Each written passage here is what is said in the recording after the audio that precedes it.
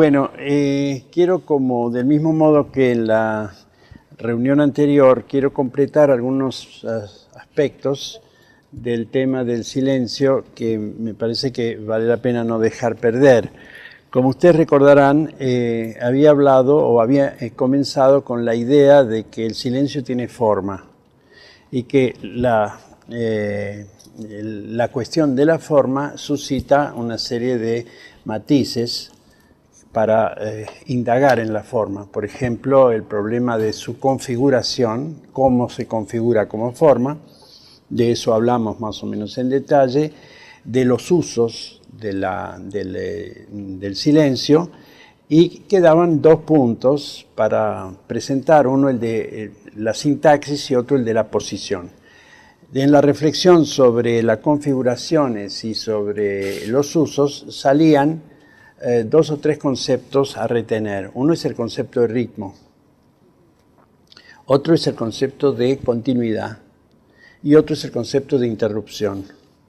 Estos tres conceptos podrían merecer desarrollos autónomos y separados porque tienen validez como conceptos y posibilidades interpretativas muy grandes. Así como al hablar del secreto surgía la idea fuerte de interpretación y lectura, que daba lugar también a la idea de hermenéutica, aquí la relación entre silencio y sonoridad da lugar a una muy fuerte que es la de ritmo. El ritmo está en relación con la continuidad, con la idea de continuidad. El ritmo la puntúa, es decir, el ritmo aparece como la puntuación de una sonoridad atravesada por zonas de silencio. Es gracias al silencio que la sonoridad deviene ritmo. Y esos ritmos se pueden estudiar, se pueden ver en toda la producción humana. Esos ritmos, a la vez analizados, tienen un carácter significante. Significan. La diferencia nomás de ritmos tiene ya una significación. El que camina despacito y el que camina rápido establecen una diferencia rítmica que significa. La organización rítmica de una música respecto de otra, esa diferencia nomás genera significación. En la página escrita, la diferencia de posición de los elementos gráficos sobre la página generan también ritmos y por oposición o por diferencia se le puede encontrar una significación o se sospecha que hay una significación. En cuanto a los usos, ya destaqué más o menos esos usos, digamos, los que llamaba usos inmobiliarios, usos ascéticos, etcétera, ¿no? Es una serie de consideraciones sobre el valor del uso que daría lugar a reflexiones de tipo más bien sociológico y comunicológico acerca del silencio, ¿no? Y cómo se opera la noción de silencio para obtener algún otro fin, alguna otra finalidad. En el caso del uso inmobiliario es para obtener valor, ¿verdad? En el caso del uso terapéutico o hospitalario es para generar un determinado efecto que se supone que va a ser beneficioso o bien represivo en el caso pedagógico, etc. Todo eso me parece que quedaba bastante claro. Un concepto sobre el que quiero, antes de pasar a hablar rápidamente también ahora de la sintaxis, tiene que ver con el ritmo. O sea, el ritmo es la manifestación, un orden de manifestación de la continuidad sonora o de toda continuidad, ¿sí? Es decir, continuidad es temporalidad también. El continuo, la forma más mental que tenemos de la continuidad es el tiempo. Ese es un orden de continuidad y se convierte en una categoría filosófica, correlativa de la categoría del espacio, que supone otra clase de continuidad. Tiempo y espacio son dos categorías y son dos continuos que se entrelazan para hacer inteligible la relación con lo real, Se entiende lo real por la relación entre tiempo y espacio, aunque se pueden hacer consideraciones sobre el tiempo y consideraciones sobre el espacio. El ritmo entonces es un modo de la continuidad. Ahora, cuando el ritmo es roto, cuando un ritmo es roto, no es que la continuidad desaparezca, surge otra clase de continuidad, otro tipo de continuidad, ¿verdad? Entonces ahí se produce, digamos, y surge otro tipo de continuidad porque el silencio, es como que el silencio penetra en el ritmo, se infiltra en el ritmo y lo destituye o lo suspende, ¿verdad? Entonces puede haber ahí, cuando eso ocurre, es decir, cuando un es interrumpido y el silencio predomina, empieza a haber un desplazamiento según el cual el valor del silencio predomina por sobre la función. El valor del silencio predomina sobre la función. El mejor ejemplo de esto sería el budismo.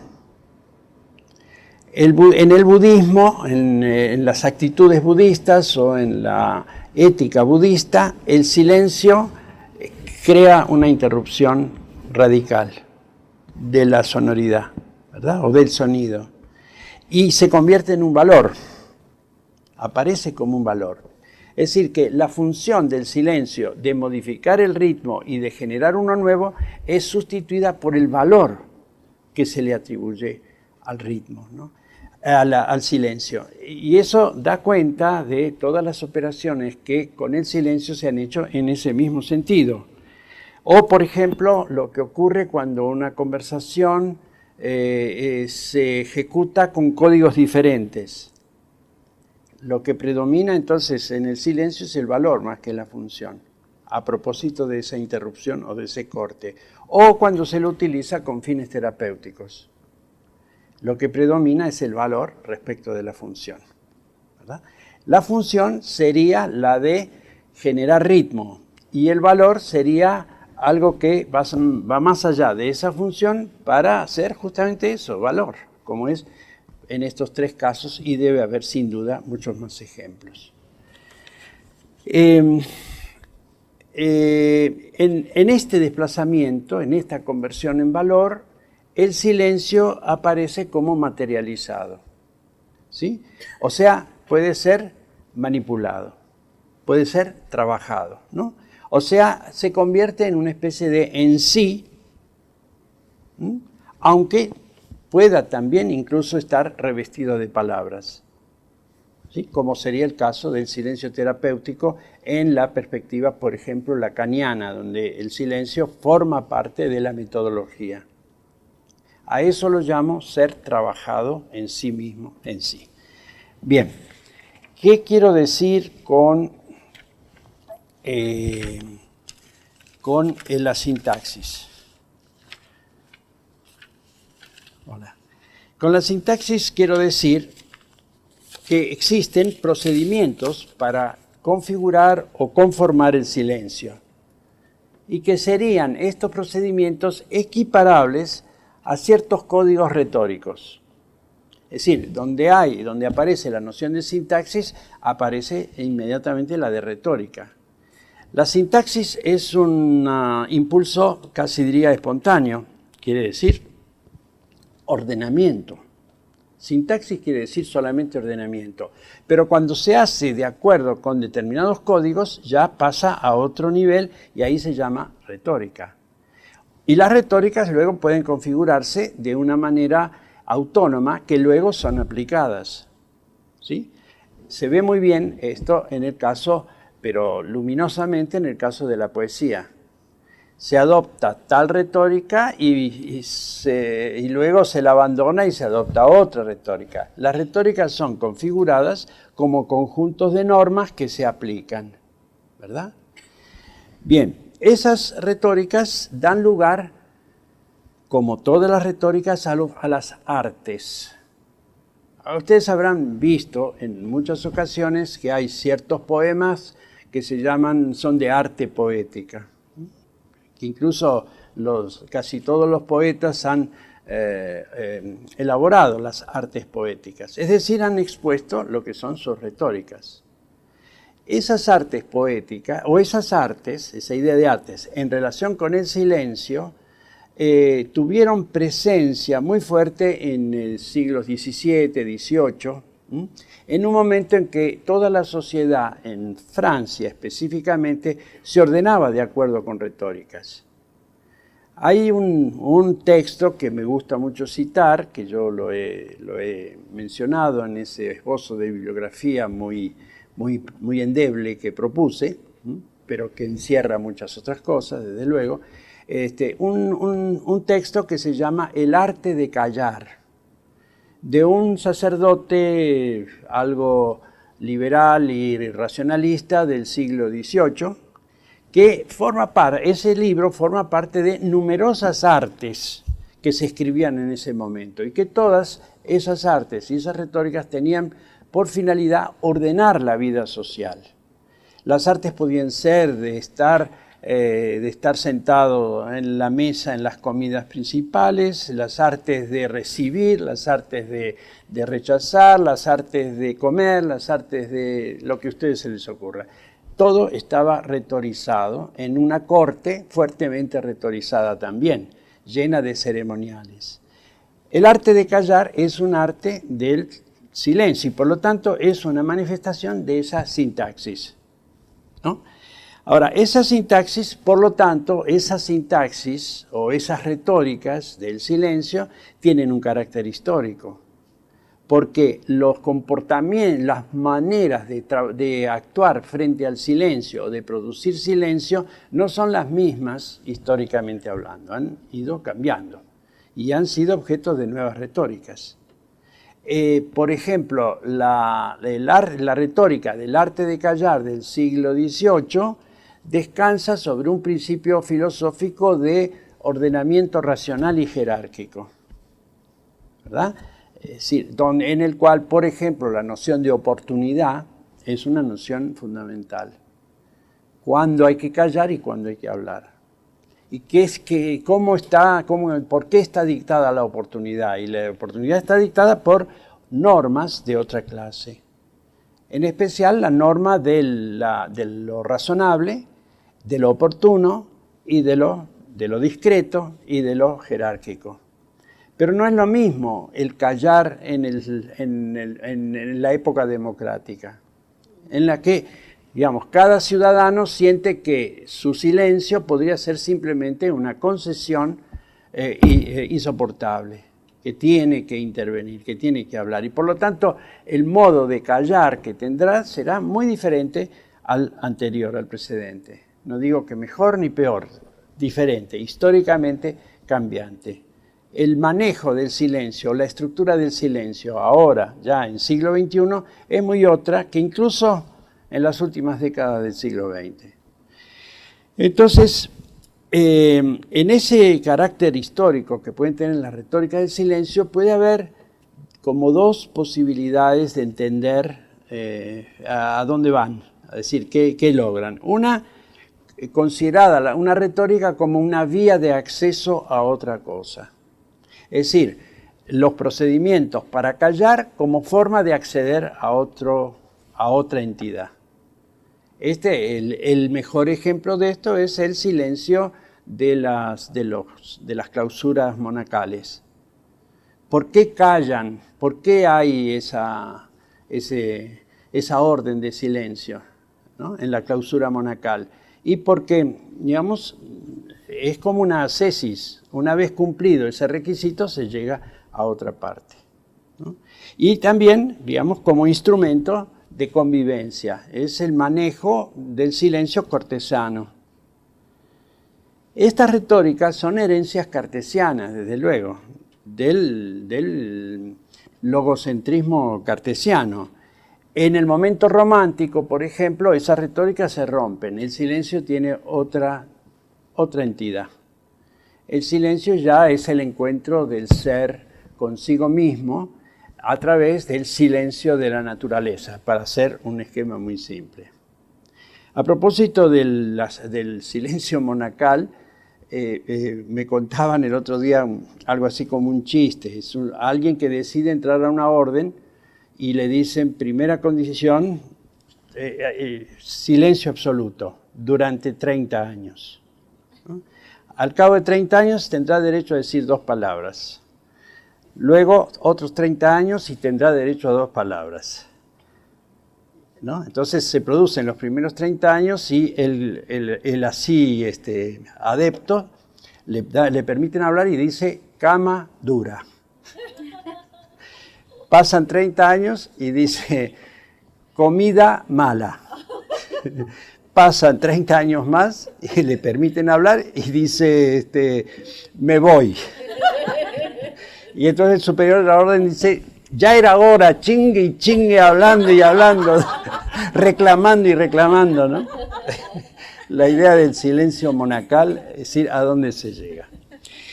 Bien, en el momento romántico, vuelvo a decirlo, hay una ruptura de ese código de las retóricas precedentes. Y el silencio es entendido de otra manera, como comunión, ¿no?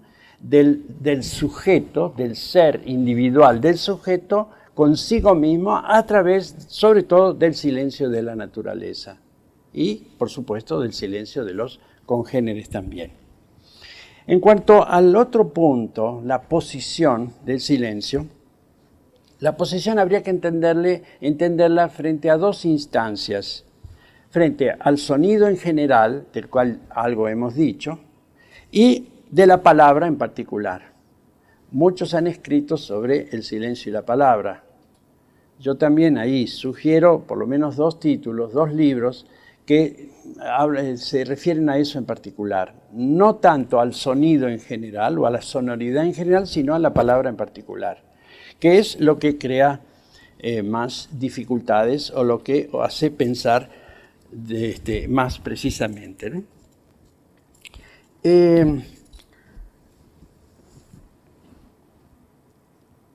En cuanto al sonido en general, el silencio, como lo decía antes, genera la noción de interrupción, ¿verdad? O de suspensión, que a la vez puede ser entendida esa suspensión como deseable, en tanto hay una resonancia que permite un ensimismamiento, permite una reflexión, permite una serie de sentimientos correlativos, ¿verdad? Esa es una.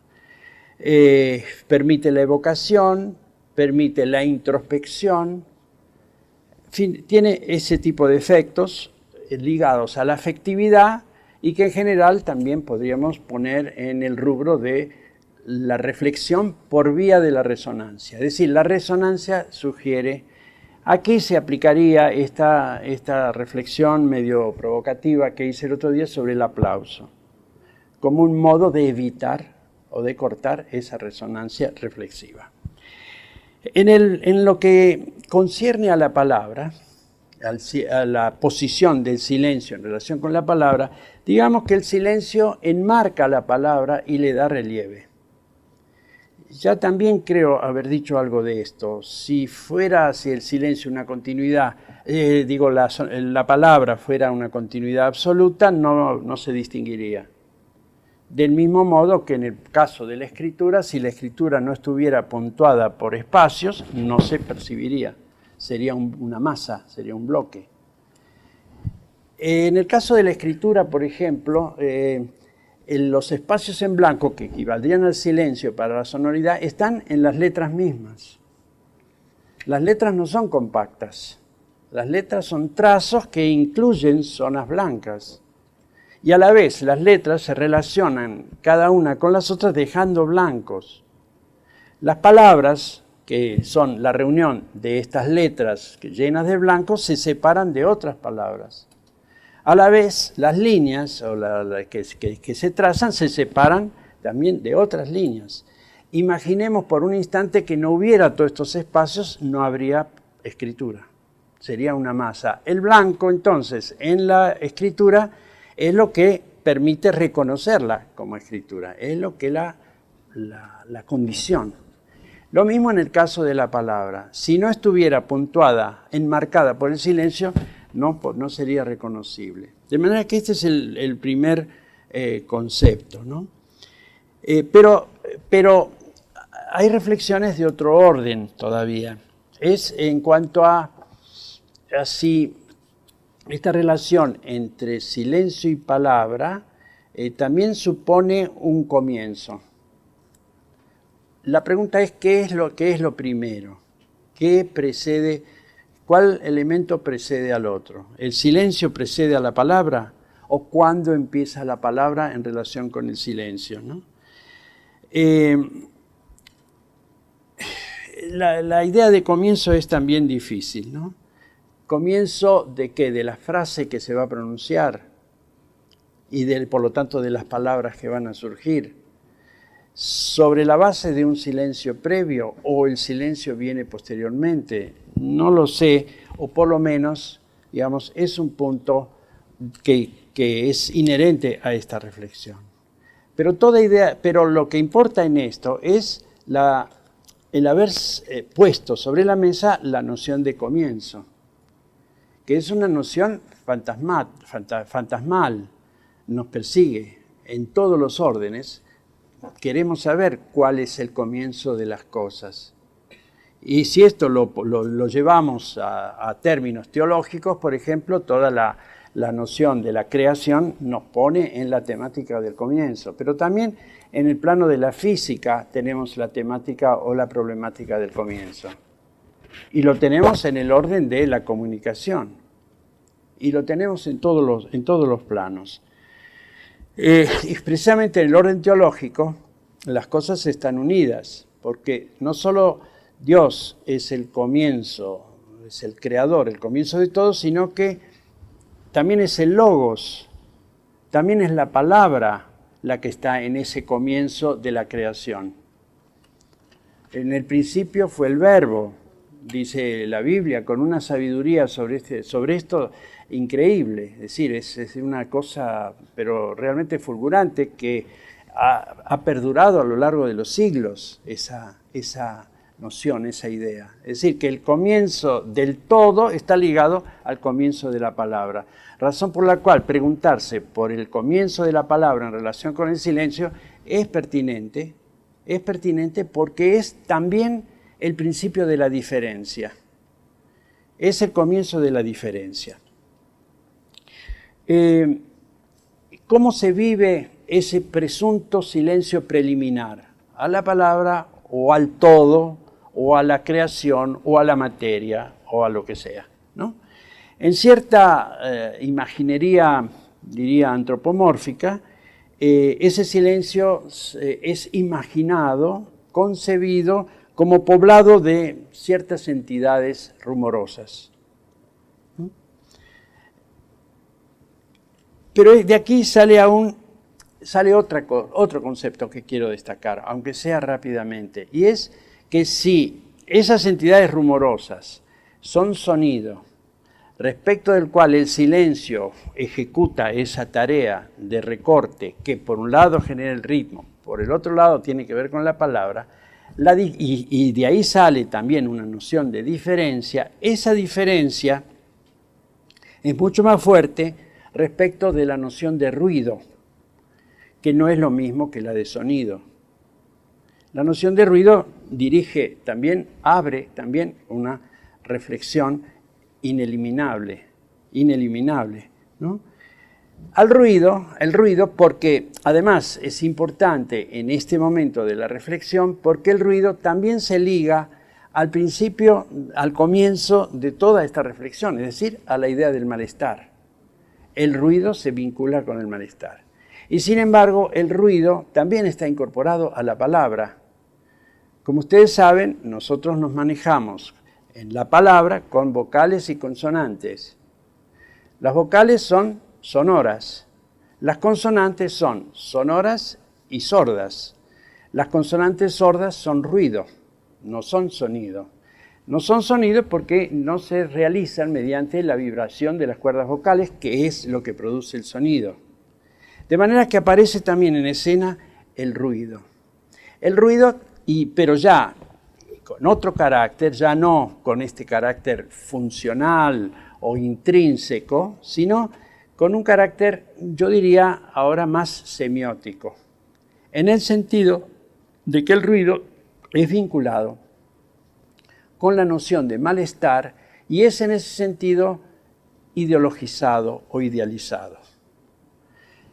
Ya cuando digo ideologizado es porque de pronto, en ciertos momentos de la cultura o del arte, el ruido es tratado en sí mismo, ya sea mediante distanciamiento, ya sea mediante aproximación. En el orden de la música, esto también se percibe. Cierta música incorpora ya los ruidos, a su material. No dejan de ser ruidos, pero los incorpora, ¿no? Hay en todos los órdenes, en este momento, claro, desearía hacer una cita culta, de música culta, para indicar esto, pero en este momento me viene a la memoria una pieza del jazz tradicional, ¿no? De Jerry Roll Morton.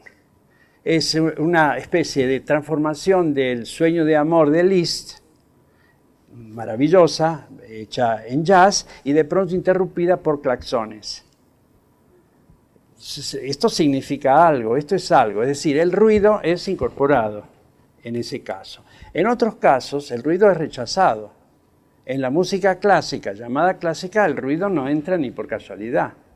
Incluso en la ideología de las grabaciones, la virtud de las mejores grabaciones, técnicamente hablando, es la eliminación de todo ruido, aún el de la respiración, aún el del frotamiento de los instrumentos, es aséptico.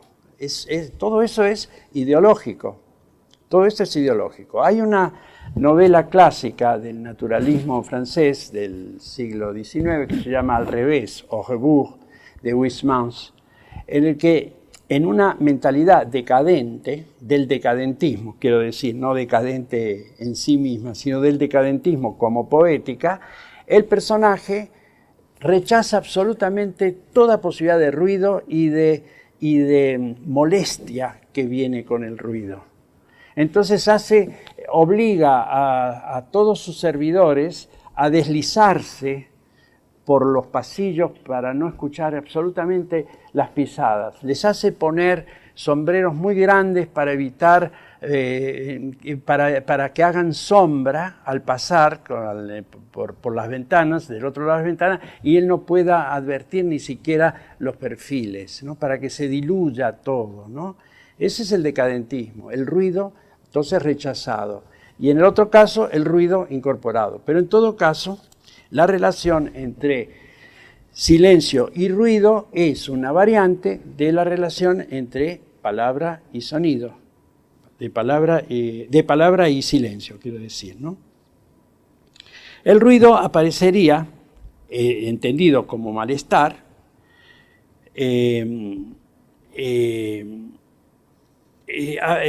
aparecería el ruido como explosión o inundación y el silencio como dique, ¿verdad? Y también como el silencio como profundidad o como depresión en relación con el ruido. Este es el tema de las grandes ciudades y de la respuesta a los ruidos de las grandes ciudades, ¿verdad? Y la voluntad de neutralizar todos estos ruidos. Entonces, habría aquí, a través de esta relación entre palabra y silencio y ruido, una percepción del malestar, ¿sí?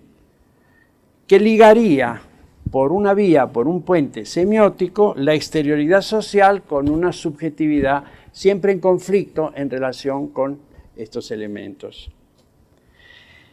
Por último, en relación con el silencio, ¿no? Sí, es posible, ¿hasta dónde es posible ir en el silencio? ¿Hasta dónde es posible penetrar? ¿Hasta dónde se puede ir? Porque hay momentos en que el silencio se presenta como insoportable, ¿verdad? Y eso tiene que ver también con el sistema de la comunicación. o la comunicación, mejor dicho, sería, ¿sí?, aquello que canaliza el deseo de salir del propio silencio, convocando al deseo del otro de salir del propio silencio. La comunicación sería entonces dos deseos del mismo signo, salir del silencio, ¿verdad? ¿Cómo vencer entonces al silencio, a ese silencio que de pronto aparecería como insoportable? Bueno, una respuesta es esta, el de la comunicación. La otra respuesta es de la pregunta, la mecánica de la pregunta, es decir, como modo de torcer mediante la entonación la fuerza del silencio, la pregunta que interroga, lo cual, claro, aparece retóricamente de una manera muy dramática en el interrogatorio policial. La pregunta es justamente para vencer el silencio, para torcer la obstinación de aquel que calla. Y tercer camino, digamos, en esta relación, en esta presencia del malestar vinculado al silencio y al ruido, es la interpretación, mediante la interpretación, que trata de liberarse del silencio para hacer salir de su fondo las palabras que no han sido dichas, ¿verdad? Entonces, toda interpretación recupera el punto y el momento en el que el silencio jugó con la palabra y le ganó, sumergiéndola y dejando salir otra que aparecería como sustitutiva y engañosa. Bien, esto es lo que tenía yo más o menos armado como para presentarles. No quería omitir estos puntos porque me parece que completan un poco las posibilidades que tiene meterse en este tema. No digo que este tema se haya agotado por esto, pero sí espero que se haya abierto y que se haya podido pensar en algunas alternativas en relación con esta posibilidad.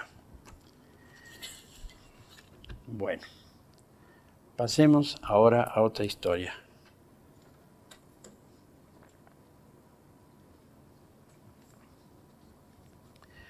Ayer me hicieron llegar a último momento algo así como una pregunta, una observación, cuyos autores son Paco el Bueno y los secuaces del campus de Aguascalientes.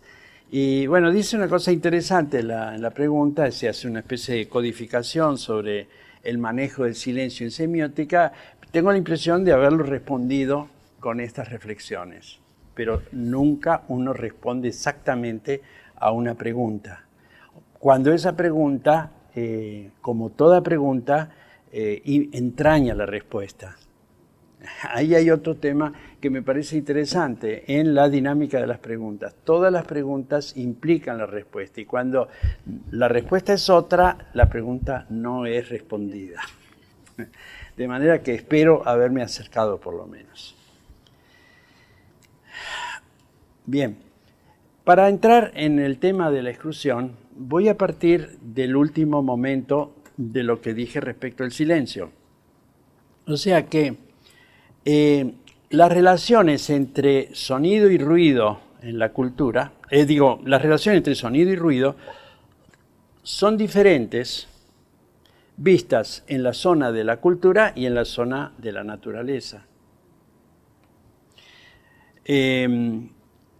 Por más que la relación entre sonido y ruido en la naturaleza esté aculturada, o sea, sea vista con los ojos de la cultura, ¿no? Por ejemplo, digamos, cuando se considera que una caída de agua es musical o cantarina, cuando se advierte que el canto de un pájaro es como el canto, etc., a eso lo llamo aculturación. Es decir, ver la relación entre sonido y ruido en la naturaleza con una mirada cultural, ¿verdad? Y que da lugar a muchas cosas muy bellas, por supuesto. De pronto el éxtasis de escuchar el canto de un pájaro es inefable, es sublime, lo que no quiere decir que no pertenezca a la zona cultural, ¿verdad? a la zona natural, ¿no? La diferencia de ubicación entre la zona cultural y la natural es que la relación entre sonido y ruido en la primera, en la cultural, produce significación. Y en la segunda no lo hace. La segunda no produce significación. En la segunda, lo que puede darse en la zona natural es una resignificación por medio de una lectura, que es los ejemplos que he dado. O sea, decir que el canto de un pájaro es similar al canto humano, ¿sí?, es una resignificación que viene de una lectura, pero no es una producción de significación en sí misma como el canto humano, ¿sí?, que es la relación entre sonido y ruido como articulada, manejada, dirigida, con producción de significación. En la naturaleza, digamos, no hay teleología. No puede decirse que los hechos naturales persigan un fin. Probablemente se pueden registrar los efectos de las relaciones en la naturaleza y es lo que la ciencia además persigue, las causas y los efectos. Pero la idea de finalidad no estoy muy seguro, o por lo menos es una zona en la que no me quisiera meter demasiado porque seguramente es objeto de discusión, de distinciones, etcétera, según qué se entienda por lo natural, ¿no?, o cuáles son los diferentes registros de lo natural.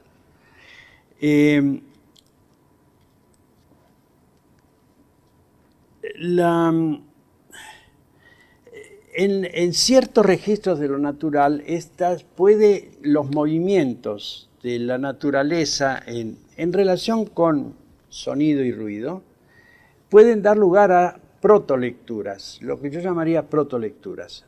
Por ejemplo, esta relación que genera movimientos defensivos en los animales, ¿no?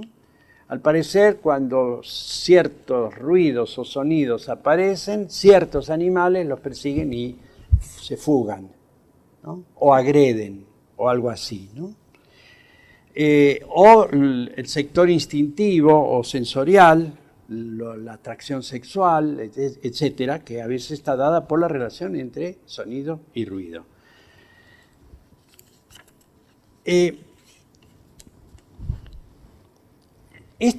Esta resignificación que se da en el orden, sobre todo en el orden natural, en el orden cultural es simplemente producción de significación, ¿no?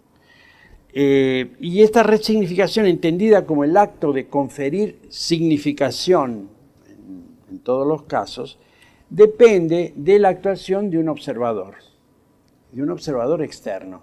Es alguien de afuera que le confiere esa significación.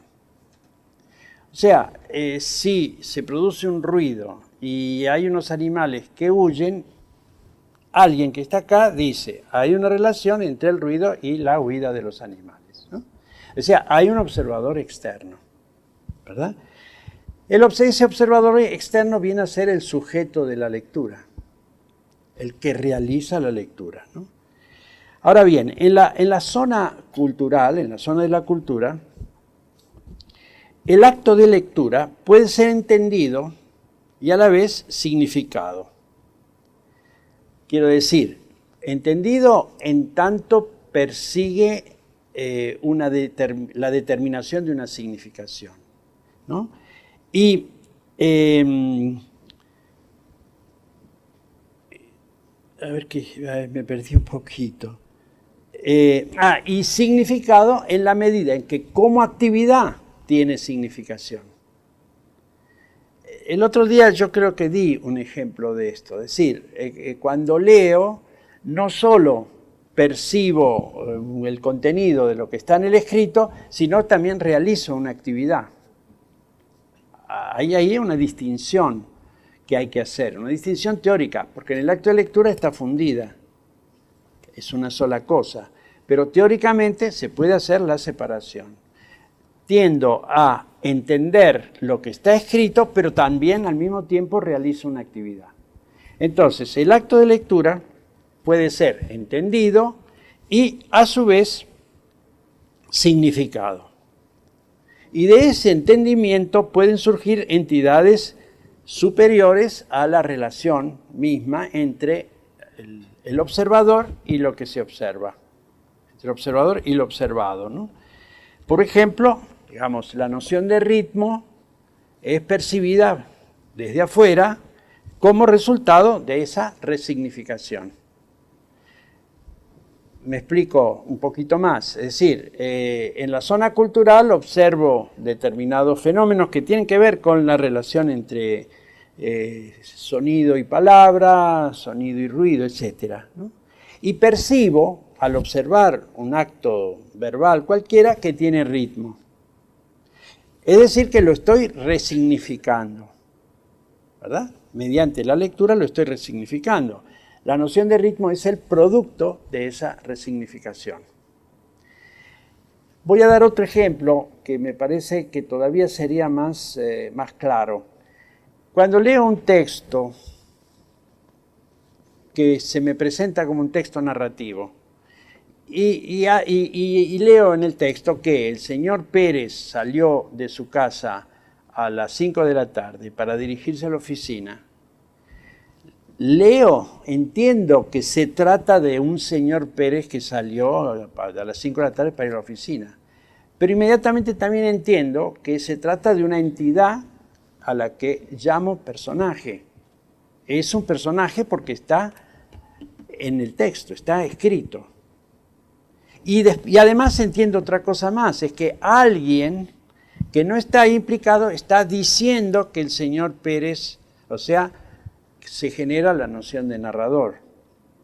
Entonces, el observador, es decir, el lector, en este caso el lector, resignifica todos los elementos que aparecen en un enunciado y abstrae de ellos, ¿no? Lo que podríamos llamar entidades segundas, que puede aislar, pero que aparecen todas en un conglomerado, ¿verdad? En la enunciación misma, ¿no? Entonces, lo que importa es, en este momento, lo que importa es la noción de observador. Es decir, el observador es quien lee y quien resignifica y quien establece, por lo tanto, las relaciones que en este caso están centradas, o en este tramo del discurso, están centradas en lo que pasa entre sonido y ruido. Ahora, aquí. Pero lo que sale de todo esto es la noción de observador, que formaliza y articula todos los niveles, es quien semiotiza. Eso quiere decir, o implica, ¿no?, que existe una distancia entre el observador y el observado. Existe una distancia. Si no existiera esa distancia, no podría resignificar como lo hace, ni establecer esos niveles o categorías. El observador, entonces, se excluye del observado, ¿verdad? Aunque narre en primera persona, por ejemplo, en el caso de la narración. El señor Pérez salió a las 5 de la tarde, hay alguien que dice que el señor Pérez es un tercero, pero no cambia la situación si en el texto se dice yo salí a las 5 de la tarde para ir a la oficina.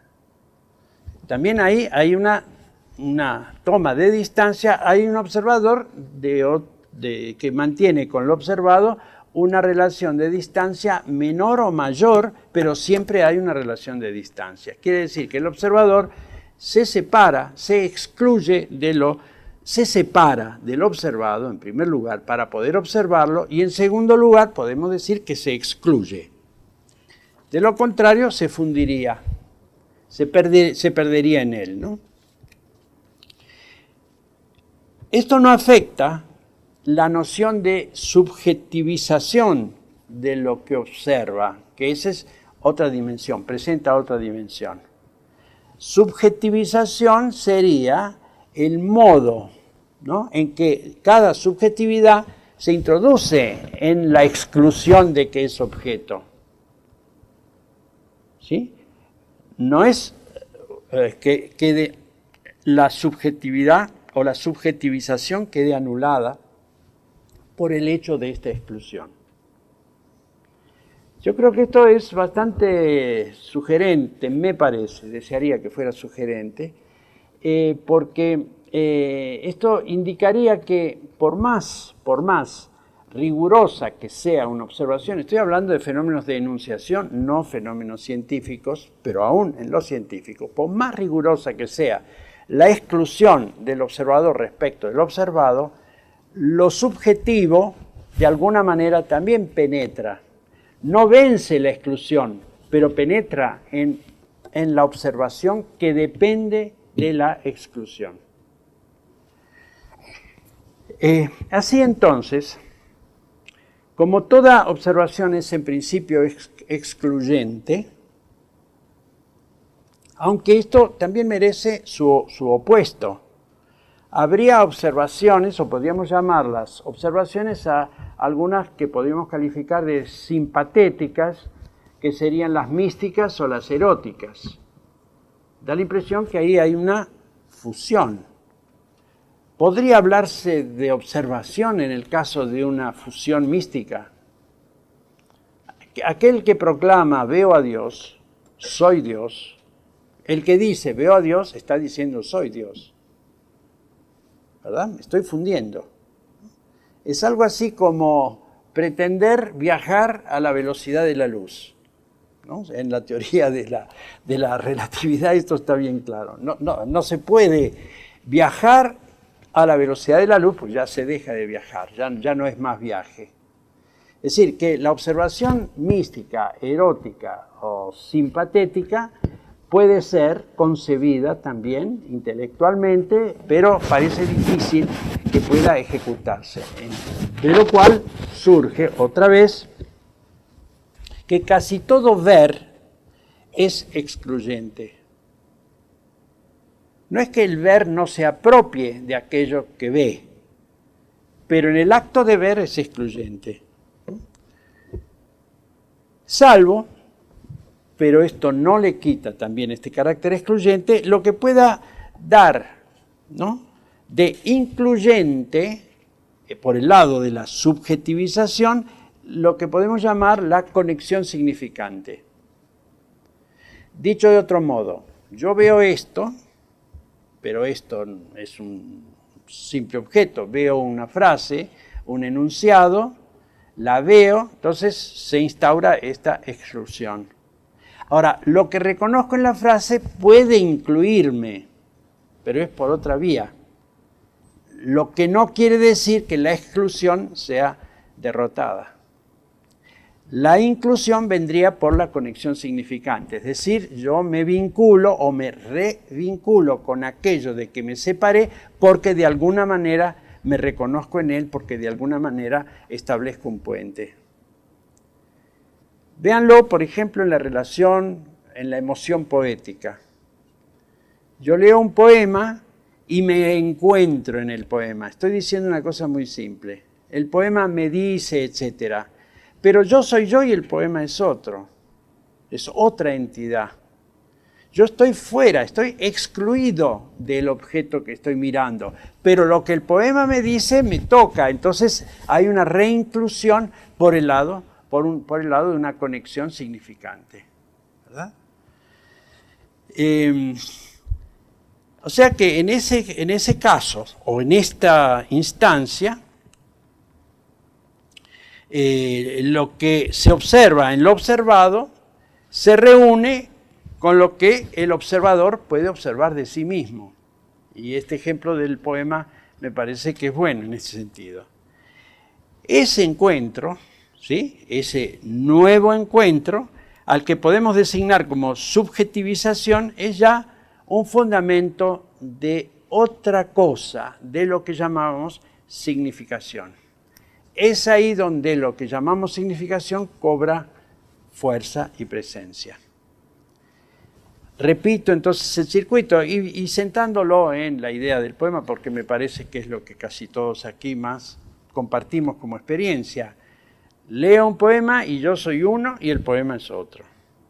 En el poema encuentro algo que me dice, me reconecto con el poema. En esa reconexión entiendo algo de lo que el poema es. Lo subjetivicé para recuperarlo y eso que subjetivicé me permite entenderlo en su alcance, es decir, en su significación. Bien. Se insinúa de este modo que el movimiento sería doble, ¿no? O sea, que esa exclusión fundamental, básica, ¿sí?, se entiende en la inclusión. Es decir, que los dos conceptos que parecen antagónicos son en realidad complementarios. Y la inclusión, a su vez, se entiende en la exclusión, pero entendida ya como riesgo, como amenaza o como cierre de un circuito. Y aquí avanzamos un paso, un momentito, un tramo, ¿no?, un tranco, si no queremos ser demasiado arrogantes, ¿no? Si, teniendo en cuenta esta mecánica de la observación, se permanece solo en la exclusión, bloqueando esa subjetivización posible de la que hablé, se consagra hasta cierto punto, ideológicamente, hasta cierto punto, el circuito que podríamos llamar científico-positivista. Se consagra. Esto no quiere decir que ocurra necesariamente, pero ideológicamente sí, en el sentido de quien cree que puede permanecer en la observación sin subjetivizarse en lo observado. Lo cual no quiere decir que esto sea propio de la ciencia, también se da en los otros terrenos. Hablo de un esquema en el cual esa exclusión permanecería invulnerable a la subjetivización, ¿sí?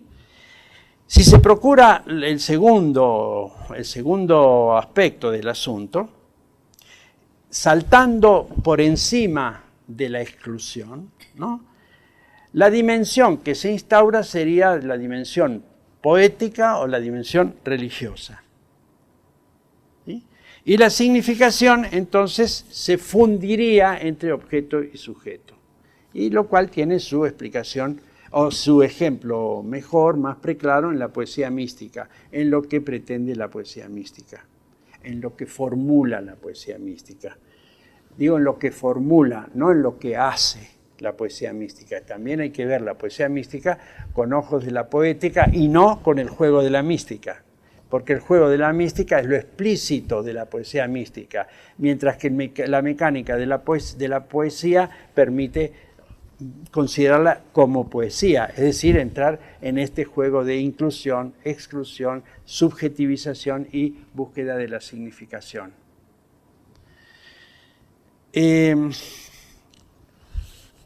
Lo que importa, me parece, es la conciencia de ese doble movimiento.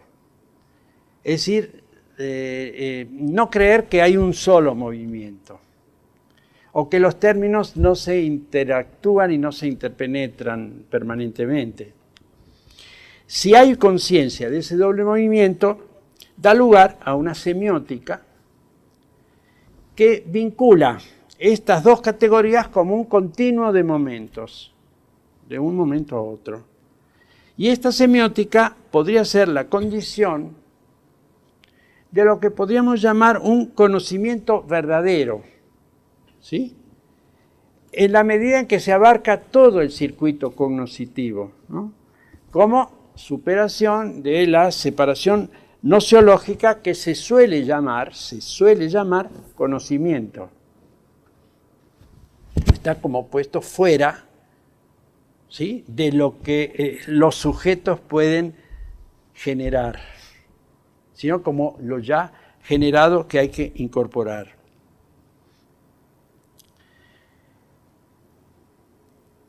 De todos modos, y esto, después de decir esto, vamos a hacer una pequeña pausa, Este sería el momento fundante de la noción de exclusión.